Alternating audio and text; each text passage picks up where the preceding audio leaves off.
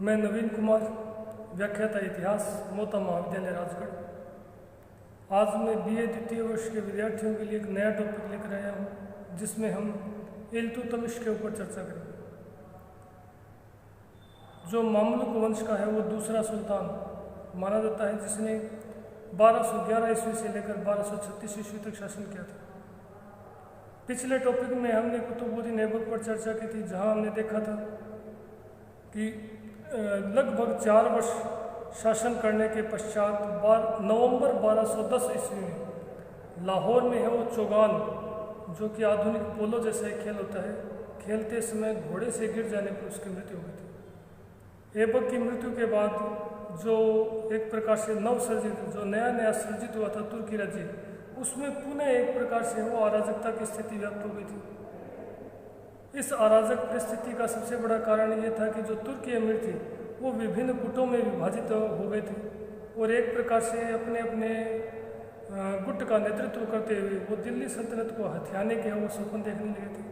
और उनकी इसी गुटबंदी का लाभ है वो ऐबक की मृत्यु के बाद विद्रोही राजपूत सरदारों ने उठाया और उन्होंने वो स्वतंत्र होने का प्रयास किया। इस प्रकार की अराजक स्थिति से बचने के लिए जो लाहौर स्थित जो तुर्की अमीर थे, उन लाहौर स्थित तुर्की अमीरों ने लाहौर में आराम शाह को है वो दिल्ली का सुल्तान, नया सुल्तान घोषित कर दिया। अब इस आराम शाह के ऊपर भी इतिहासकारों में मतभेद है।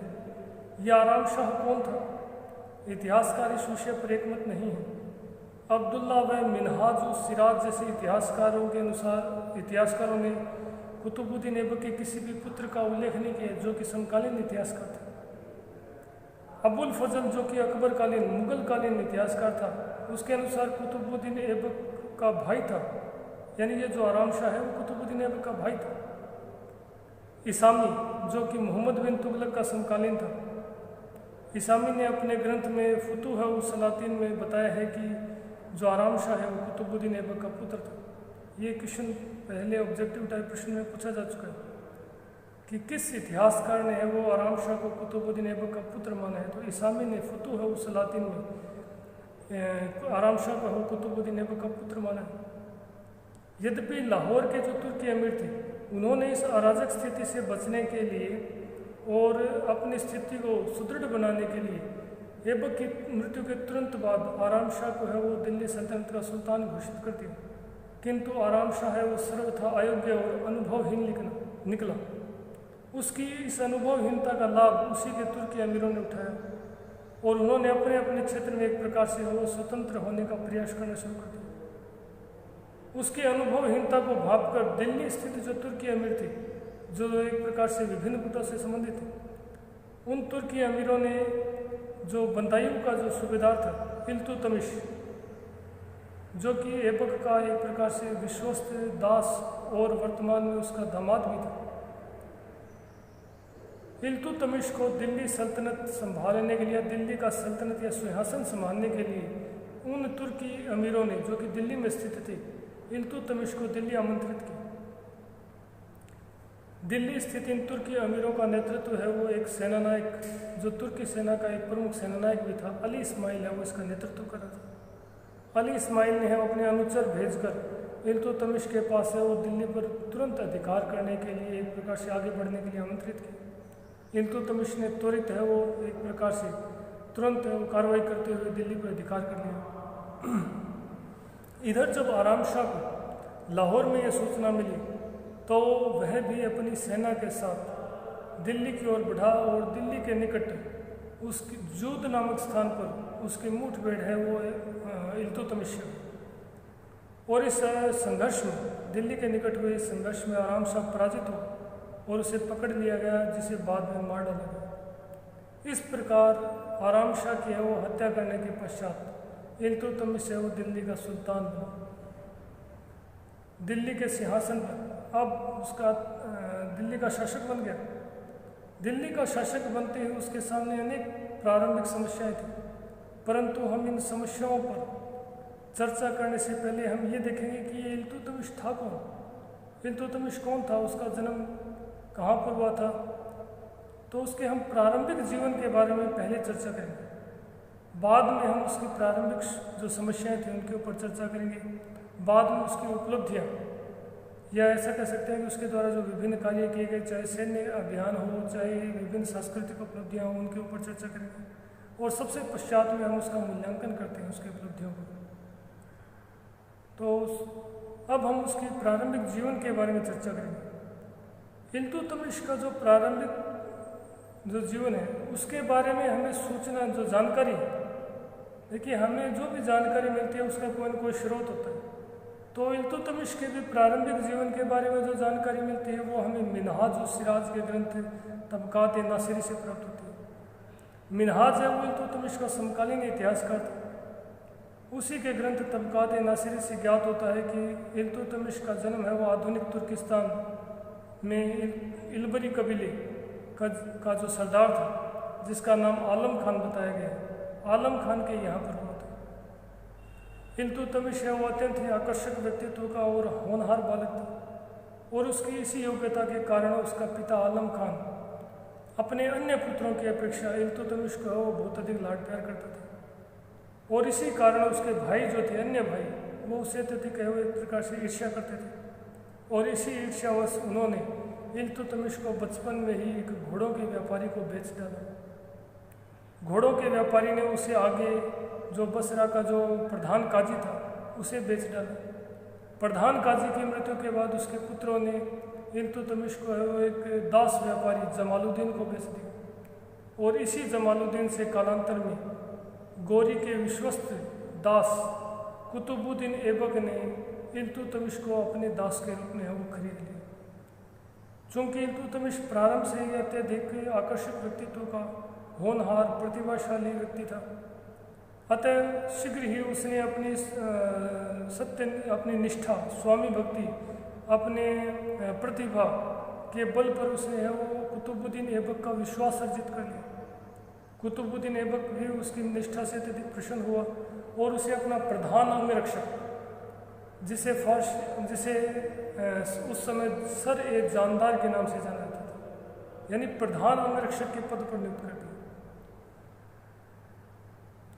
प्रधान अंगरक्षक के पद पर रहते हुए भी उसने अपनी वो स्वामी भक्ति और निष्ठा का निरंतर परिचय दिया। शीघ्र ही उसे अमीर शिकार के पद पर नियुक्त किया गया। अमीर शिकार के पद पर जब नियुक्त था, उसी दौरान 1205 ईस्वी में मोहम्मद गोरी द्वारा पंजाब वाला जो क्षेत्र है वहाँ पर खोखरों के विरुद्ध एक शक्तिशाली सैन्य अभियान का है वो संचालन किया गया। इस शक्तिशाली सैन्य संचालन में कुतुबुद्दीन ऐबक की तरफ से इल्तुतमिश को भेजा गया था। और इल्तुतमिश ने इस सैन्य अभियान के दौरान है वो अपने अभूतपूर्व पराक्रम और अपनी योग्यता का परिचय देकर है वो खोखरों के दमन करने में महत्वपूर्ण भूमिका निभाई। और उसकी इसी निष्ठा और पराक्रम से प्रभावित है मोहम्मद गोरी बहुत अधिक प्रभावित हुआ। उसने कुतुबुद्दीन ऐबक को है वो इल्तुतमिश के साथ अच्छा व्यवहार करने की है वो एक प्रकार से ताकीद की और उसे दास्ता से मुक्त करने के लिए कहा। ऐबक ने उसे है वो गोरी के आग्रह पर, गोरी के है वो आदेश पर इल्तुतमिश को अपने दासत्व से मुक्त कर दिया। कालांतर में जब कुतुबुद्दीन ऐबक ने ग्वालियर पर अधिकार कर लिया तो उसने सर्वप्रथम इल्तुतमिश को है वो ग्वालियर का दुर्ग रक्षक नियुक्त किया। और ये दुर्ग रक्षक रहने के दौरान उसने अपनी पुत्री का विवाह भी इल्तुतमिश के साथ कर दिया। किंतु शीघ्र ही जो रणथंभौर ग्वालियर आदि वाले जो क्षेत्रों के जो राजपूत थे उन्होंने है वो ग्वालियर के दुर्ग पर धावे मारने शुरू कर दिए और तुर्कों को वहाँ से खदेड़ दिया। इस दौरान अवध जो फर्रुखाबाद और बंदायूं वाला जो क्षेत्र है उस क्षेत्र में भी राजपूतों ने, गढ़वाल राजपूतों ने एक प्रकार से वो संघर्ष करना प्रारंभ कर दिया था। परिणाम स्वरूप कुतुबुद्दीन ऐबक ने बंदायूं वाले क्षेत्र में अपनी स्थिति को सुदृढ़ करने के लिए विद्रोही राजपूतों के विरुद्ध इल्तुतमिश को है वो सेना के साथ है वो भेजा और उसे बंदायूं का गवर्नर नियुक्त कर दिया। इल्तुतमिश ने वो गढ़वालों के विरुद्ध जो अभियान है उसमें भूतपूर्व सफलताएं प्राप्त की और बंदायूं में अपनी स्थिति को मजबूत बनाया और दिल्ली सल्तनत के सुदृढ़ीकरण में भी अपना एक प्रकार से महत्वपूर्ण योगदान दिया। 1206 ईस्वी में जब कुतुबुद्दीन ऐबक की मृत्यु हुई उस समय तक इल्तुतमिश इसी बंदायूं का गवर्नर था। बंदायूं का गवर्नर रहने के दौरान ही उसी दिल्ली के सेनानायक अली इस्माइल के द्वारा दिल्ली सल्तनत या दिल्ली का जो सिंहासन संभालने के लिए आमंत्रित किया गया था।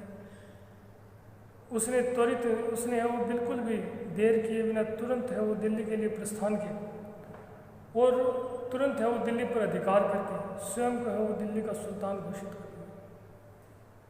उसने बाद में कुछ समय पश्चात उसने आराम शाह को है वो पराजित करके मार डाला और इस प्रकार दिल्ली सल्तनत पर है वो अपने अधिकार को एक प्रकार से सुदृढ़ कर लिया।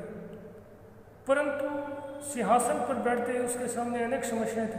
यद्यपि वह आराम शाह को पराजित करके अपने प्रतिद्वंदी जो सिंहासन पर उसके राज्याधिकार को चुनौती दे रहा था, आराम शाह को पराजित करके उसकी हत्या कर चुका था, किंतु फिर भी सिंहासन पर बैठते ही उसके समक्ष अनेक समस्याएं थी। इन समस्याओं पर निजात पाए बिना वह अपने राज्याधिकार को, अपने सिंहासन को या सुदृढ़ नहीं कर सकता था और न ही वह दिल्ली सल्तनत को भारत में है वो एक प्रकार से पुनः स्थापित करने में वो सफल हो पाता।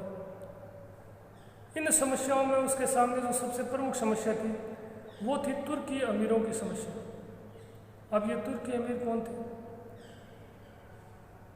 तो देखिए, कुतुबुद्दीन जो इल्तुतमिश जो है वो यद्यपि अपने प्रारंभिक जीवन में एक दास था, यद्यपि कालांतर में ऐबक द्वारा उसे अपने दासत्व से मुक्त कर दिया गया था, लेकिन फिर भी ऐसे बहुत से तुर्की अमीर थे जो मोहम्मद गौरी और कुतुबुद्दीन ऐबक के समय से ही दिल्ली सल्तनत में महत्वपूर्ण पदों पर नियुक्त थे, जो विभिन्न तुर्की राजवंशों से अपने आप को संबंधित मानते थे।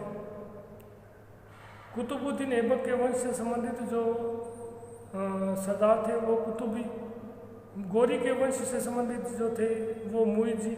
ये कुतुबी और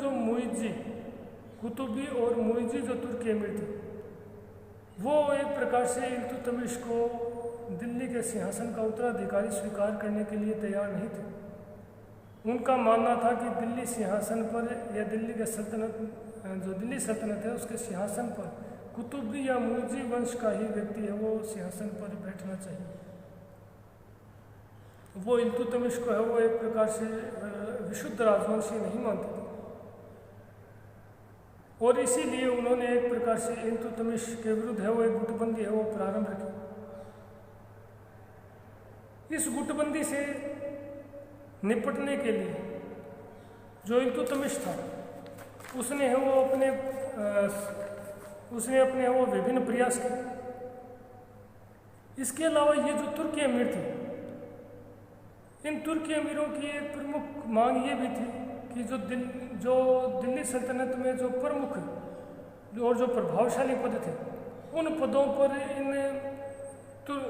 इन्हीं तुर्की अमीरों को है वो उनके पदों पर बरकरार रखा जाए, जबकि इल्तुतमिश को अपने राज्याधिकार को सुनिश्चित करने के लिए इन तुर्की अमीरों को उन पदों से जो कि उसका विरोध कर रहे थे इन पदों से हटाना आवश्यक था और इन पदों से उन्हें हटाकर अपने विश्वस्त तुर्की सेनानायकों को नियुक्त करके ही अपने विश्वस्त सेनानायकों या अपने विश्वस्त अनुचरों को इन महत्वपूर्ण पदों पर नियुक्त करके ही वो अपने राज्याधिकार या अपने सिंहासन को सुरक्षित कर सकता था। अतः ऐसी स्थिति में इल्तुतमिश और इन तुर्की अमीरों के मध्य संघर्ष वो एक प्रकार से असंभावी हो गया था। इसके अलावा इन तुर्की अमीरों को दरबार में जो तुर्की अमीर थे, ये तुर्की अमीर एक प्रकार से जो गजनी है, सिंध है, मुल्तान है, सिंध मुल्तान उच्च के जो सूबेदार जो कि ऐबक की मृत्यु के तुरंत बाद अपने को स्वतंत्र घोषित कर चुके थे, उनकी ओर से भी इन दरबार स्थित तुर्की अमीरों को एक प्रकार से अप्रत्यक्ष सहयोग मिल रहा था और इल्तुतमिश भी इस स्थिति से अनभिज्ञ नहीं था। उसे पता था कि दरबार में जो विभिन्न तुर्की अमीरों के गुट हैं उन्हें ताजुद्दीन याल्दोज और नासिरुद्दीन कुबाचा से किसी न किसी प्रकार से अप्रत्यक्ष सहयोग मिल रहा है। नासिरुद्दीन कुबाचा जो कि सिंध, मुल्तान और उच्च का सूबेदार था, प्रांतीय सूबेदार था, जिसने ऐबक की अधीनता स्वीकार कर रखी। ऐबक की मृत्यु के तुरंत बाद उसने अपने को स्वतंत्र शासक घोषित कर दिया साथ ही उसने सिरसा, बठिंडा, कुहराम और लाहौर पर वो अधिकार कर लिया। इन चारों क्षेत्रों पर अधिकार करने का उसका जो आशय था वो एक प्रकार से दिल्ली सल्तनत की ओर बढ़कर और दिल्ली सल्तनत पर अधिकार करने का था, क्योंकि वो स्वयं को कुतुबुद्दीन ऐबक का वास्तविक उत्तराधिकारी मानता था। इसी प्रकार गजनी का जो शासक था ताजुद्दीन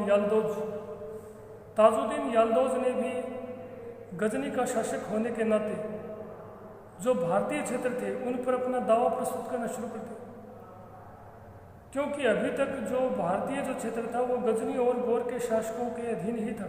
और इसी आधार पर ताजुद्दीन याल्दोज ने गजनी जो भारत का जो तुर्की सल्तनत थी उस पर वो एक प्रकार से गजनी का आधिपत्य होने का दावा ठोक दिया और इल्तुतमिश को अपना अधीनस्थ सूबेदार मानते हुए उसके लिए राजकीय चिन्ह भिजवा दिए।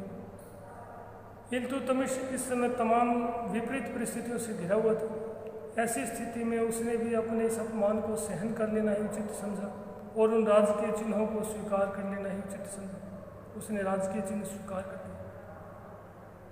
इसी प्रकार कुतुबुद्दीन ऐबक के समय अली मर्दान खां, जिसे ऐबक द्वारा बंगाल का प्रांतीय सूबेदार बनाया गया था, उसने भी ऐबक की मृत्यु के बाद अपनी स्वतंत्रता की घोषणा कर दी और सुल्तान अलाउद्दीन के नाम से स्वयं को है वो बंगाल का स्वतंत्र सुल्तान घोषित कर दिया।